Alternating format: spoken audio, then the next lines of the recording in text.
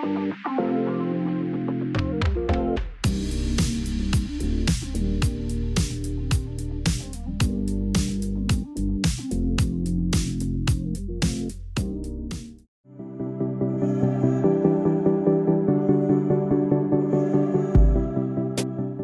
you know 463 million people around the world suffer with type 2 diabetes? This is more than 6 times the UK's population, whilst an extra 1 in 3 adults present symptoms of type 2 diabetes and being classed as pre-diabetic. The burden placed on the NHS is huge in treating type 2 diabetes, with 10% of the healthcare budget spent on this disease per year. With such a high number of type 2 diabetics worldwide, it could be important to know which groups could be at a higher risk. You might be thinking, well, how does this affect me? Well, if you're aware of which populations could be at a higher risk of developing type 2 diabetes, this might affect you and help you understand if you're at an increased risk of developing type 2 diabetes too. Research has shown ethnicity contributes to a person's risk of type 2 diabetes, with Black Africans, African Caribbeans and the South Asian population with higher numbers of type 2 diabetics worldwide. The number of type 2 diabetics is also higher in the over 40 age group, with 1 in 10 over 40s diagnosed with type 2 diabetes.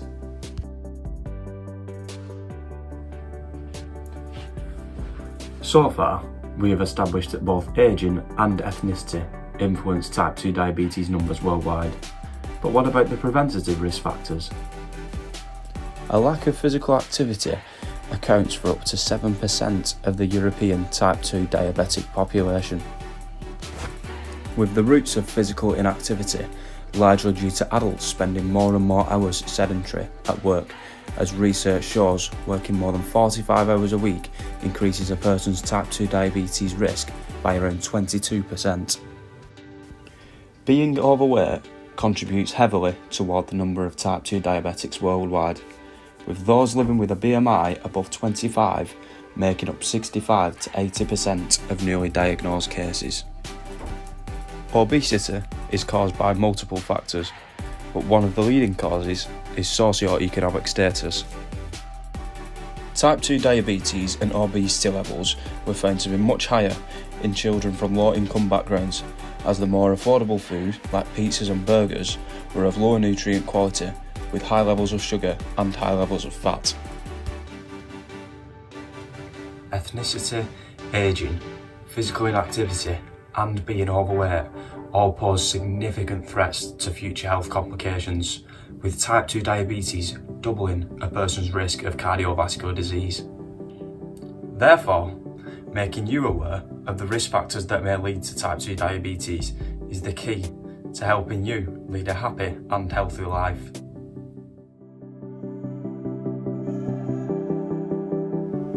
Joe stated 1 out of 3 adults show symptoms of type 2 diabetes. Have you ever wondered how harmful type 2 diabetes really is? Let's look at it this way. There are 2 molecules floating through your blood. There's insulin and glucose. They work together to provide energy and fuel for your daily activities and bodily functions. Eventually, the carbohydrates from the meals you eat will be broken down to the simplest form of energy, called glucose. You may know this as sugar. Muscles and organs take up the sugar to be used or stored to be used later. When you eat meals that contain a high amount of sugar, your blood sugar levels will rise.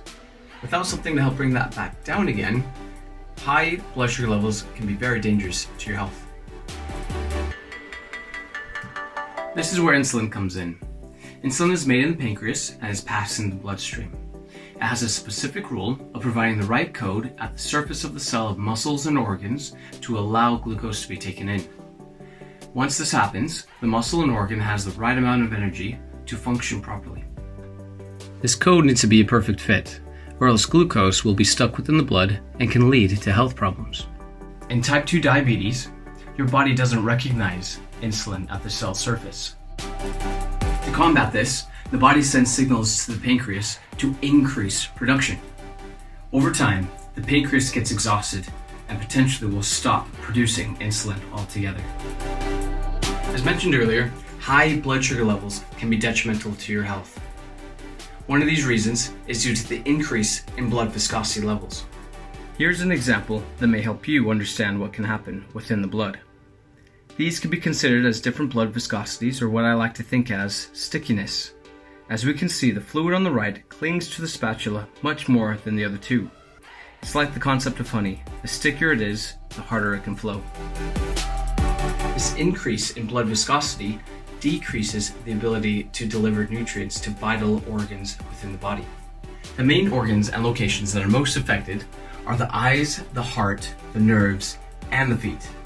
If conditions worsen, further health problems can develop into heart disease, stroke, poor circulation, and can even lead to amputation. This brings us to the question, how would you know if you had type 2 diabetes?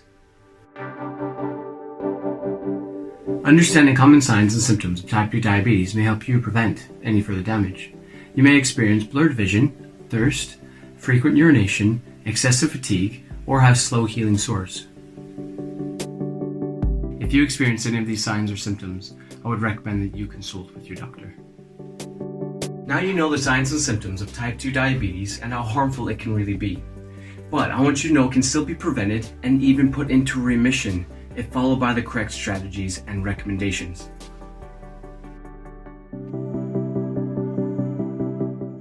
We now know how huge of a problem type 2 diabetes really is, and the consequences it can have on our own health.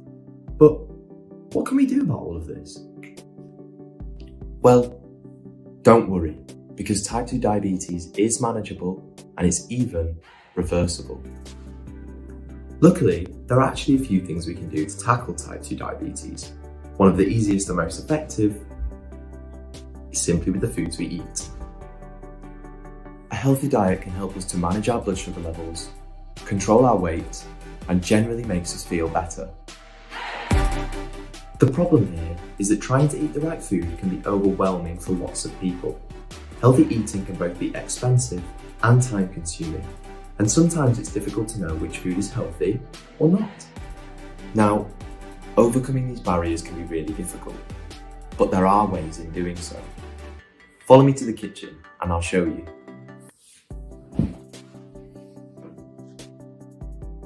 Eating healthy with diabetes doesn't have to be as expensive as people first think.